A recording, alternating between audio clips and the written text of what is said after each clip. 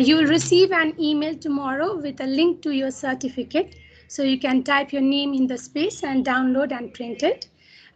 You'll also receive an email tomorrow with a link to an evaluation form. Your feedback will be really appreciated. Before we start, we have some housekeeping rules. So if you are not the speaker, please keep yourself on mute. It is recommended that you switch off your videos during the presentations. Use the chat box in case you have any questions for the presenters, as Sudeep sir has mentioned already. The major objectives of today's sessions are to be familiar with benefits of storytelling, to be able to get some tips on storytelling, and to be able to interact during storytelling session. Moving on. So, story. Story is a connected series of events told through words, written or spoken, imagery, still and moving, body language, performance, music, or any other form of communication. So what is storytelling? So may I request the participants to use their chat box and write down what do you think storytelling is. May I request you to quickly write down your opinion regarding storytelling in the chat box, please. What is storytelling? You can just write your view.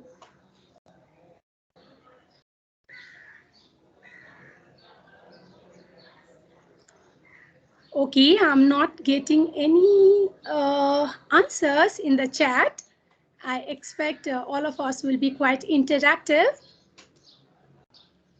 Any of us? What is storytelling in general?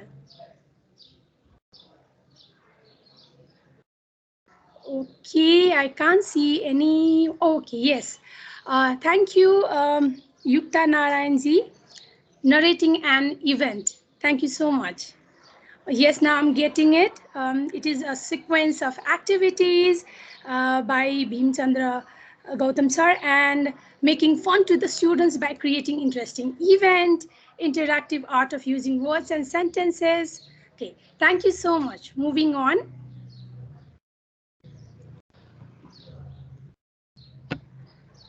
So I have this version of it. So storytelling is the art of using language, vocalization, physical movement, and gesture to reveal the elements and images of a story to the audience. Thank you so much who quickly participated in the first question. So there's another question in the upcoming part, and that's what are the benefits of storytelling? So what are the benefits of storytelling is our next question. May I request all the participants to give their opinion via chat, please? What are the benefits? Okay, so I can see the first one. They will be confident talking, making learning permanent and interesting, making the environment joyful with art and imagination. Yeah, I can read from Durga Devi ji. It creates an impact on listeners' mind. Deepak ji has written, it motivates the learners. And the next one here I can see is boost their skills. Yeah, I'm getting much more now. Now it's getting quite interactive. Thank you, everyone. So yes, I'm reading a couple of more. Yeah, Prakash has written to develop confidence, to develop imaginative skill, to listen and speak. Now I'm getting quite more. Thank you so much. So here I have the answers. We all are correct. Your thoughts and opinions are very appreciated. Here is a quote which is very close to my heart. Storytelling is the most powerful way to put ideas into the world. And some benefits among many, I have just shot out these. Instills virtues, values, fosters imagination, boosts listening skill, our participants have mentioned as well, increases cultural understanding, enhances communication and social skills, sharpens memory, develops passion for books, ignites curiosity, makes one experience the challenge of life. Okay, so that was it from my part right now. So now I'm going to hand it over to Hella, my co-presenter. Hella, over to you. Thanks very much, Upasana. Thanks for your interesting part. Are you still sharing your screen? Yes, thanks. I'll talk to you in my part about my top tips for storytelling for teachers and how can you as teachers capture your students' attention. So my first top tip today is to make every part as an essential part in your story. So if you're telling a story, you've got one important element or one important message of the story. Make sure that all your storytelling or your story content serves this purpose. It drives your main message home. So each character, point, principle somehow must link and support the main idea or the main principle that you're trying to trying to highlight in your story, and keep the main thing as the main thing. My second top tip is that you must have a hook in your opening. So when you start your story, make sure that you create a sense of excitement to the listener. You need to hook the listener by presenting them a problem or a dilemma. And this really encourages them to keep listening and enables you to grab their attention. My next point is to keep it simple, of course. So there is no need at all, especially if you're dealing with young learners, there is no need at all to complicate things. And complicated stories are not necessarily fun stories or interesting stories. So you need to take one complex idea and break it down really down to a nugget that listeners can remember and digest. The next point is to maintain eye contact, of course. It doesn't only help keep a student's attention, but it also conveys a sense of confidence and truthfulness. So when you speak directly to the listeners, to the learners, and you maintain good eye contact, this helps them feel your confidence and gives them a sense of truthfulness. Next one. Use vivid language that kids can understand. So imagine that there is a main concept in your story, and this main concept is new to the students. They haven't heard about it before.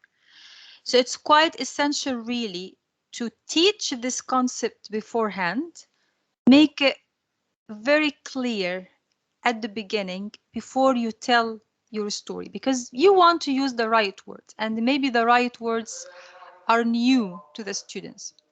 So this means first you need to explain them so the students can follow along. The next one is use movement. So that's quite an important point, especially in the remote and online teaching, where interaction and human interaction is already reduced to the minimum. So using vivid movement and facial expressions and body gestures are quite important instruments to make your storytelling effective. So you really can paint pictures out of the story. I mean, you can look at the book, but they can't. Or you can look at the pictures, but they can't. So you can still convey those pictures, those visuals, by using your body, your hands, feet, legs, and head. Similarly, it's not only you can move and represent the story by movements. You can actually ask the students themselves to perform the movements and to respond to the story actions by their physical responses. So this is what we call the TPR, or the total physical response. It's an approach in teaching. And you can ask them to participate by responding physically during certain parts of the story. Next point. Use dramatic pauses. It's the power of pausing, really. So some people can really talk more quickly than the brain can digest and take. So make sure that you pause properly, not only to give the students time to understand what you're saying or to process the story, the storyline and the events in the story, but also to create suspense and excitement. So if you can pause at crucial moments in the story, this way you give the students a chance to think critically about the piece of information you're trying to communicate. So suppose you're telling them a story about a little boy who went out on a street at night because he wanted to buy an ice cream, for example. So you start by telling them the story, then you come to this point when you can say, while the boy was walking on a street at night, he was looking for a shop that can sell him an ice cream. Then suddenly, then you pause like that. So after suddenly, you pause and you create this sense of suspense and excitement, and you give them some thinking time as well to think about the environment of the story, what the boy is doing, what might happen next. Then you can ask them questions if you like. Next one.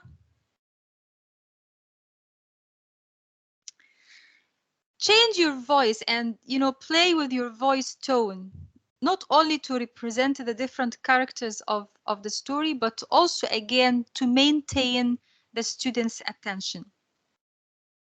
So talking throughout the story with just one type of intonation, one level of intonation could cause them boredom really, and make them feel bored. So make sure that you vary the level of your voice, vary the type of your voice tone to represent the different characters, young people, children, kids, old people, granddads, grandmas, animals, lions, giraffes, rabbits, just manipulate your voice tone to represent different characters, but also to grab the students' attention. The next one, please. Make your ending strong with an important takeaway point. So we agreed that you need to have a strong opening, okay? A shocking opening. You start with a problem, you start with a dilemma. The main character is in trouble. The main character doesn't know what to do, or an interesting thing happened in the world, like shifting the students from their existing world to your world, the world you want them to be in, the story's world. Uh, for example, you can start with something like, one day, all flowers in the world lost their leaves. There was no flower at all in the world that has any leaves. That's something, wow, like, okay, so how would they grow? So we have a problem now. So you create a sense of problem. Similarly, you need to end your story on a strong note. You have to have a strong closure to the story. It's whether an important point, an important principle, an important morale that you want to leave them with, a big lesson you want to leave them with. You need to put that at the end of your story. Next one. Make the character or the characters relatable. So listeners in general, whether students, adults, public, they want to relate to the main character of the story. They want to root for the character. They want to encourage the character. They like to imagine themselves in the character's shoes. They want to imagine they can exchange or trade places with the main characters. So make the character feel real and ordinary. And the character shouldn't be perfect at all. It should be someone who's similar to one of the audience. Someone who's got the weaknesses that everybody has. Someone who's got the talents that everybody has, you know? This way they can relate more to your story, and the information you're communicating will be more retainable. Next one, please. Appeal to their senses and follow a multi-sensory approach. So when you prepare your story, make sure that you activate as many senses as possible. You know, children, like all human beings, have got 5 senses. So make sure that the more you activate, the more your story activates the senses, the more memorable it becomes. Next one, please.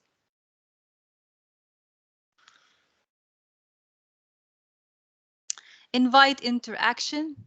So it's not just one way storytelling kind of thing, and it shouldn't be, and it doesn't have to be. You can actually invite interaction. You can ask them questions and wait for them to answer. Again, as we said before, you can pause and get them to predict the next part. Or actually, you can ask them to ask you questions. So you can invite questions from them. So you can stop and ask them if they have any questions for this part. So it could be interactive, it could be two-way interaction kind of thing. Next one. Of course, use props. It's very useful for all kinds of storytellings, for all kinds of audiences. Young learners, adults, anybody. So my top tip really regarding props is not to introduce all of your props all at once. Like don't give them away all at once, but you need to bring them out to the listeners one by one as the story develops. You can even ask for volunteers from the students to come and support you or help you holding the props, like puppets, posters, magic sticks, or anything. So they feel they own a part of the story. This sense of ownership and participation really makes them excited. Next one. Setting the scene is quite important. So before you indulge into the story details and events and complications and main characters, make sure you create the environment or the story environment first. Where is the story happening and where are the characters living? Is this happening in the woods, on the beach, in an apartment in a city, on a different planet, on a different world?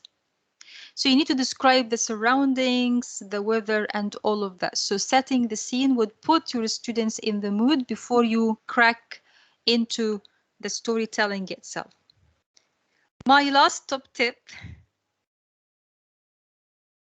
is using repetition. It might be a simple thing, it might be something that's too obvious, but it really, really works with young learners especially. So pick an important concept or a catching phrase or a catching line or something you'd like to leave with them or something you'd like to stick in their memory, and keep repeating it over and over again. So suppose you'd like to teach them that colors, for example, sky is blue and roses are red, right? So you'd like to teach them two new colors today, blue and red. So you can keep repeating this phrase throughout the story by saying, the sky is blue, roses are red. Then you continue saying the new part, then you come back to this catching phrase, and you might like to stop and ask them to complete. Sky is, you will say blue, roses are, you will say red, and so on. So these were my top tips for teachers who'd like to be effective storytellers and who'd like to capture their students' attention. Thank you very much. I'll hand over back to Upasana now. Thanks. Thank you, Hala. Thank you so much. So then I shall continue from here. So now it's part of, as Hella has given so many tips to us. So it's the time I will be using a strategy. I'm using DLTA strategy today to tell a story. So it stands for Directed Listening and Thinking Activity. So I am going to tell a story and I have few questions in between. So I will be asking the questions and the participants will be using the chat to answer it. Okay, I think I made it clear to everyone. So we all are going to be great listeners so that we can try to answer those questions. So let us listen to the story. So let me face you all and stop sharing as well. Okay, so I'll put myself onto, okay, can I be spotlighted? I hope so. Everyone's looking at me. Okay, so then the story, as Hala said, begins at home. Okay, and it's about a boy whose name is Herb. Okay, he's at home and he's feeling bored. So the story tells, Herb was bored, Herb was blue. He sighed to himself, there's nothing to do. So now please do write down, what do you think Herb will be doing next as he's feeling bored? So let me check in the chat for the answers.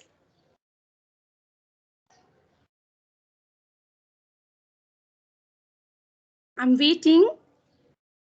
Since Herb is bored and he thinks that he has nothing to do, so what do you think Herb would do?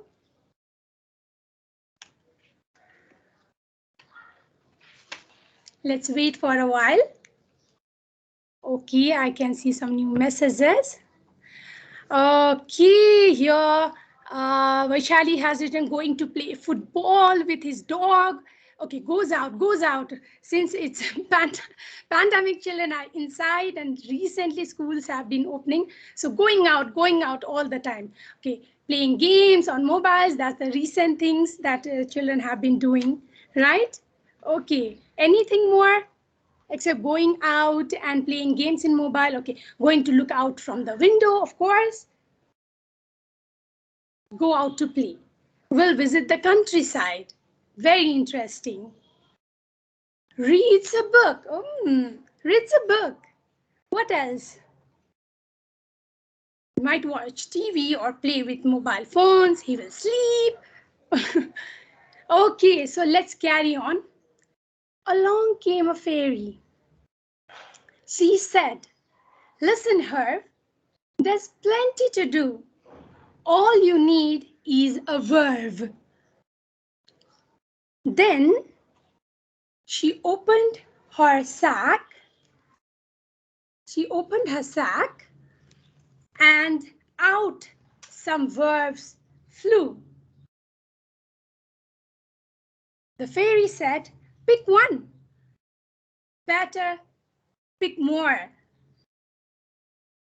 The fairy was right. Herb could do anything now. He could run, he could jump, he could dance,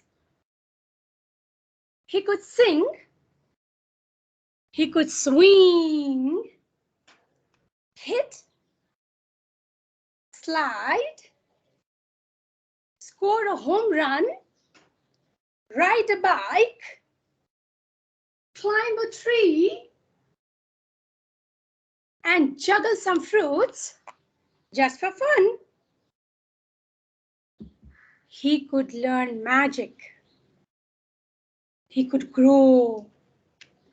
He could shrink and pull the rabbit from a hat and disappear in a wink. He could read. He could write. He could dream. He could imagine, explore, swim, cook, paint, and much, much more.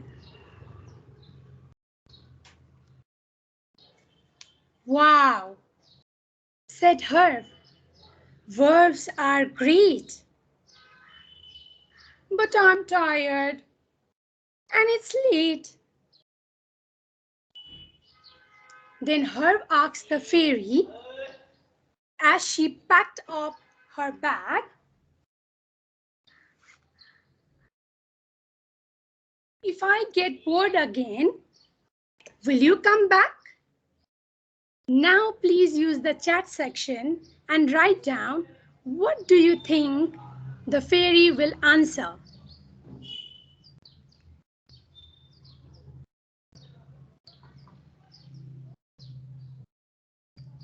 So what will be the answer of the fairy? Herb has asked a question that if he feels bored, will she come back? What will the fairy tell? Let's wait for a while.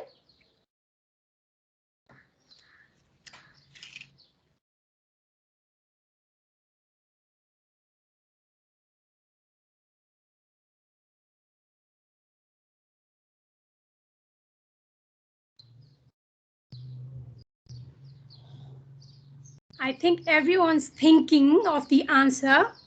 Maybe she said she'll come. Might be. Yes, if you become good and be patient. Okay, even the message is there. We could go out for a walk to be fresh. Okay, walk with fairy. That's lovely. So advice is there, answer is there, and even walking, and then thumbs up in the same, maybe the answers are same. Our thoughts were matching. Anything more?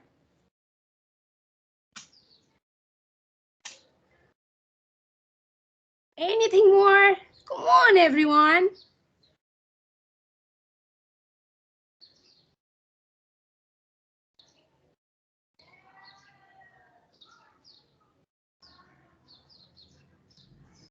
Okay, then let me continue.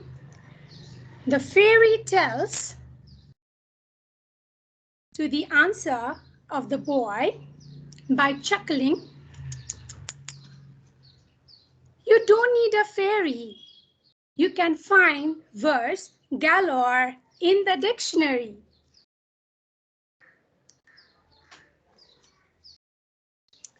So remember, next time you need a distraction, just think of some verbs and you'll be ready for the action.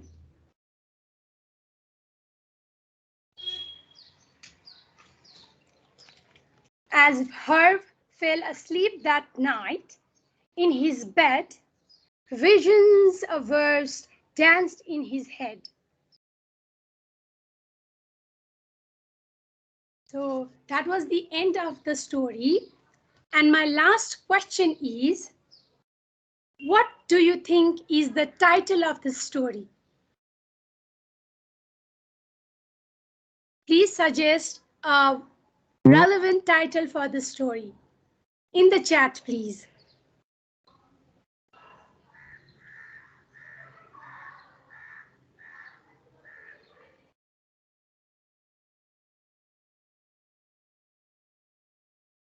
You have heard a story just now, a very short story.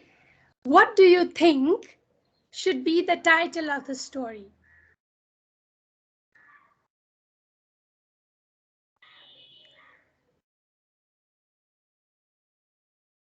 I'm waiting. I really need the answer for this.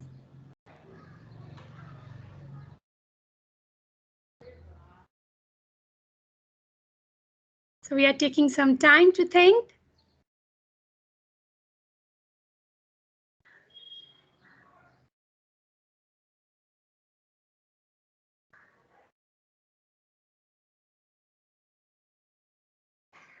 Any of you? I guess everyone must have thought about a title to it.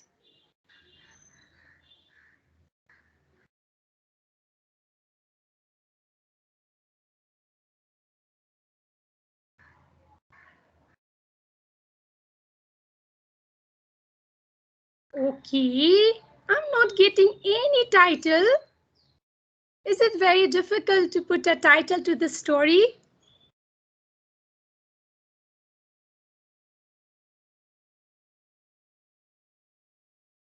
Come on, all the participants. Let's be interactive.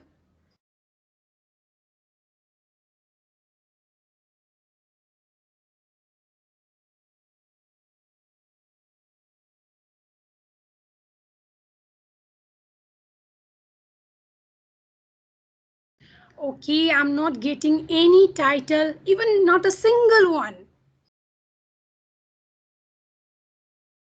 Had it been children of smaller age, maybe they'll come with so many of their ideas. Come on, everyone. Okay, I can see the hand being raised instead. So may I request this? Okay, now I got a list. Maybe it was stuck somewhere and I couldn't read it. Fairy tales, leisure activities, okay, Galorb and his friends, activities to be fashion, verbs of action. When bored, think of a verb. Quite close to mine. Dictionary use, herbs and fairy. Now I'm getting so much and I'm so happy. Fairy and dictionary. The boring day, of course. It started with a problem, as Hella said. Started with a dilemma. So boring day. When bored, think of a verb. Okay, thank you everyone. Thank you everyone for maybe everyone was typing, so it took time for me to see. Thank you so much everyone for participating. So let me now reveal the title. The title of the story is A Verb for Herb. A verb for herb.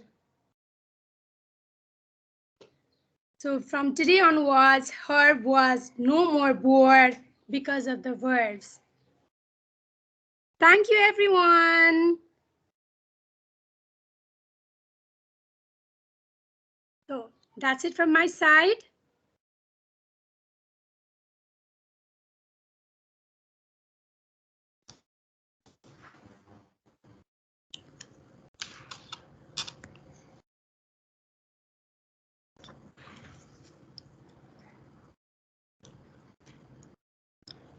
Thank you so much. Now, now let's move on to Q&A session. Thank you, Ms. Upasana Shrestha and Ms. Hela Ahmed for a wonderful presentation. I will take some of the questions of the participants to answer them. For this, I request to today's presenters, you can decide who's going to answer the questions. The first question is asked by Madan Kumar Mandal. The question goes like this: how can we maintain eye contact during online teaching in storytelling? I think Vasana, if you, I'll make a start, and you can, of course, you can build on that. I think you can maintain eye contact by just looking directly at the camera, as I do now. Okay, so when you teach online, just keep looking at the camera, speak to the camera, look at the camera. This is how you maintain eye contact. And I'm sure Upasana has got some other techniques. No, okay.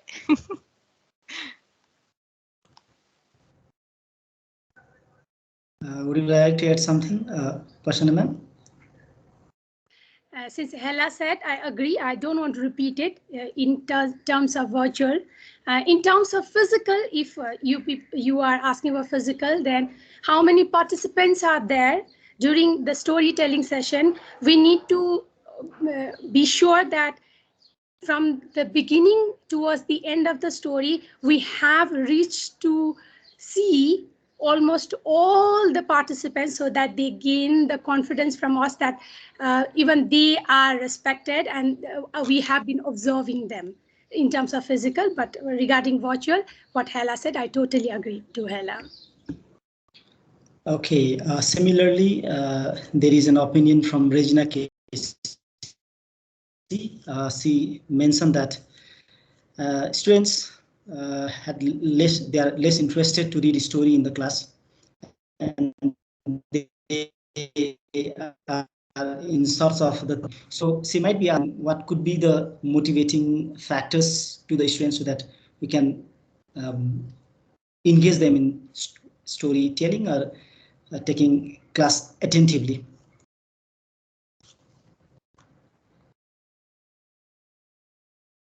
Would you like to go first for this one, Upasana? I can build on what you're going to say. If I have not gone wrong with the question, our participants has asked is like how to generate interest. So Deepzi, that's what generate interest. So, yeah. Okay, if we have the idea of having the storytelling in only one way, that is to hold the book and then tell a story, then that might be quite monotonous after a time. So then variations are required.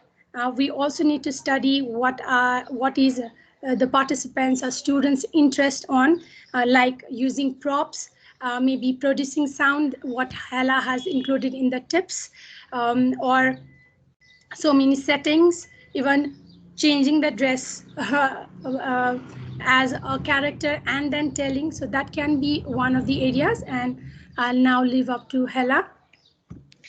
Thanks. I think in addition to all of the tips we've shared with you guys today, you can follow some basic principles in maintaining the level of motivation of your learners. One, you need to make everything you're saying as personalized as possible. So the story title, the story content, the story theme, the problem, it has to be personalized. It has to speak to the students' regular lives, day-to-day lives. Okay, so they can be interested, they can share the concerns the main character has, and so on. Two, try to assign them roles in the story. Again, I'm going to recap on a point that I shared earlier. It's not just one way, a storytelling kind of thing. So try to assign them roles, try to ask them for opinion, try to ask them questions, try to get them to predict, okay? So they take part actually in the story you're telling, right? So they're not listening passively, or they're not listening just because they want to answer that question. No, they listen actively and they take part in the storytelling process somehow. Third, ask them to retell the story. So after you finish the story, give them the question, do the classwork, ask them to retell the story their own way. They can add their own techniques, they can add their own personal touches to it, and so on. So I think these three main principles would help you maintain the students' motivation.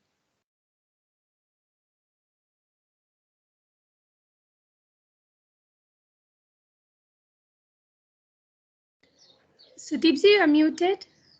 I think you're on mute. Yeah, so I believe that Risha Regmi's question is already addressed by the presenters. So she has also stated the similar kind of queries regarding how to make the learners interested in storytelling. You have already addressed it. Likewise, Prakash sir has asked you to tell about what is the easy way of conflict creation while writing a story.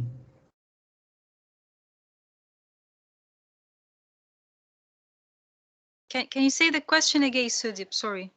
Would you please tell the easy way of conflict creation while writing a story? How to create conflict while writing a story? So, Creating conflict is simply by stating a problem, right?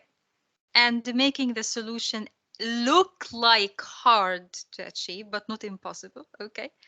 So something like, for example,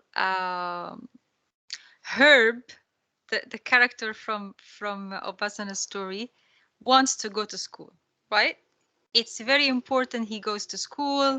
He wants to attend the classes because we want him to be a good boy in life in general. However, he can't find his shoes today, so he can't go to school, right? So that's the problem, really. So don't give them the solution right away. Just add some complications before you give them the solution. Make the solution look like hard but not impossible. So then ask them questions. So what can he do? How would we help him? Right?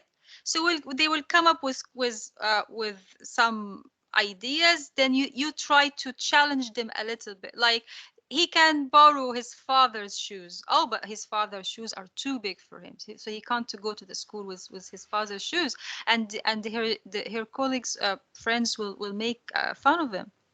Then they will have to think again about another solution. Then you challenge them again. Then at the end, so now you're creating a conflict. It's like it's getting complicating. It's coming up.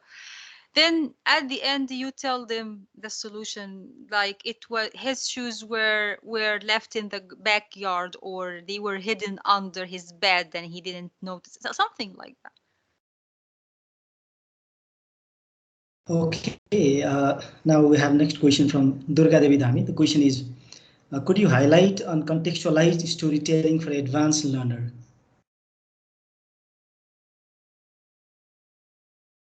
Contextualization in storytelling for advanced learner. I think what we've been talking about is all about putting the story in context. So this is mainly contextualizing the story. Don't tell a story out of context. Don't tell them something like, okay, Herb can't find his shoes today. We've got a problem. Like, who's Herb? Okay, he can't find his shoes. So what? What's the big deal? That's okay. So you're telling the story out of context now. But contextualizing the story is to put it in, make it situational. Herb is a careless student. He doesn't take care of his stuff. He struggles at school. He wants to go to school. Now, he keeps losing his stuff day by day. Yesterday, he lost his book. The day before, he lost his pencil. And today, he lost his shoes. I can't believe it. How can we help him? So you know, it's not just telling the audience something totally out of context. It's contextualizing them. So the example of I'm giving now is perhaps is simple and suitable for young learners, very young learners. It's at the problem at the level of somebody who can't find their shoes, but you can raise the level of challenge and the level of difficulty to advance the students, like for example, polar bears decided to go on a strike because the North Pole is melting down. So how can we support them? How can we improve this? If you were a polar bear, what would you do? Or if you were somebody who cares about the environment, an environmentalist, for example, what would you do? If you're the minister of environmental issues in your country, what would you do? What could you do to the polar bears? You know, something like that. So it's putting it in context, raise and play with the level of challenge and difficulty according to the age group. That's what I can say, unless Upasana has got something else to add. Yes, exactly, Ella, as you have even shared the example.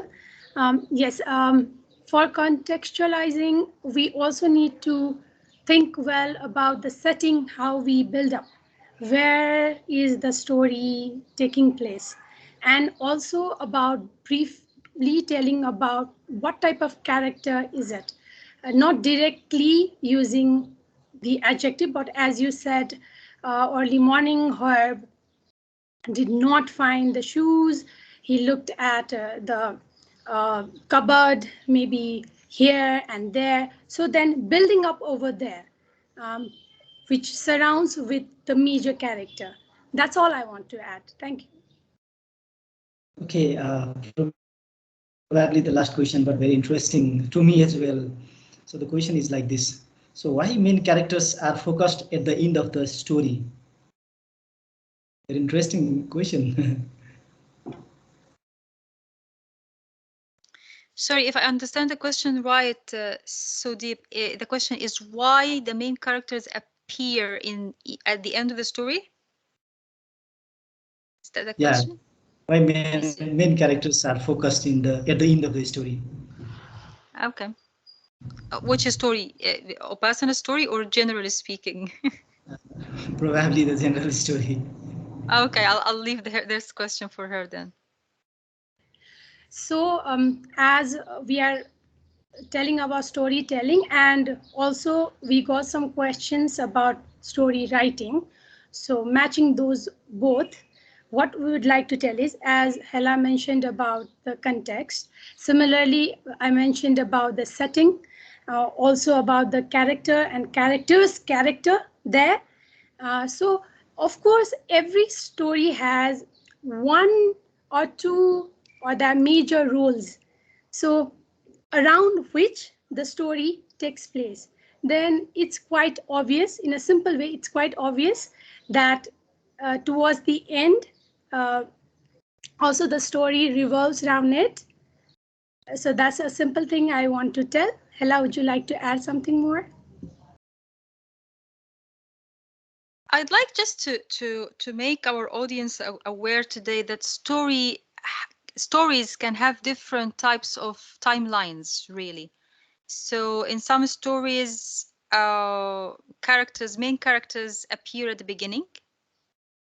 In some stories, they appear gradually throughout the story, and some stories they appear at the end. It depends where the climax is, and the climax is the peak where events get really tense and complicated in the story, when the audience really get excited or stressed. It depends on the type of the story. So some story writers save the main climax or like the peak of the events towards the end of the story, just to keep them on their toes and to maintain their attention. So it really depends on what type of story you're writing or you're telling. Okay, probably now we are at the end of today's webinar.